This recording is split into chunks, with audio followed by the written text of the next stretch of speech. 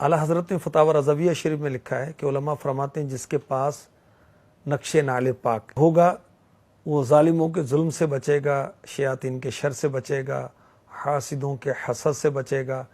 اور اگر عورت جس کے ہاں ولادت ہو رہی ہے وہ اپنے ہاتھ میں لے گی تو اس کو آسانی ہوگی۔ جو شخص نعل پاک اپنے پاس رکھے گا وہ لوگوں کی نظر میں عزت والا ہوگا۔ سبحان اللہ، جو نقش نعل پاک اپنے پاس رکھے گا اسے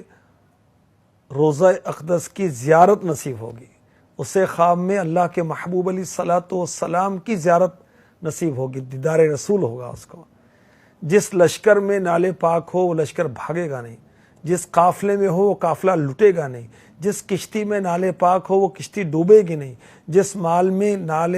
پاک کا نقش ہو وہ مال چوری نہیں ہوگا، جس حاجت میں دعا مانگی جائے اس کے وسیلے سے اللہ پوری فرمائے گا، اور جس مراد کے لیے نقش نعل پاک اپنے پاس رکھیں اللہ چاہے گا وہ مراد پوری ہوگی۔ جسم میں کہیں درد ہو رہا ہے، درد کی جگہ پر رکھیں انشاءاللہ شفا ملے گی۔ مصیبت کے وقت،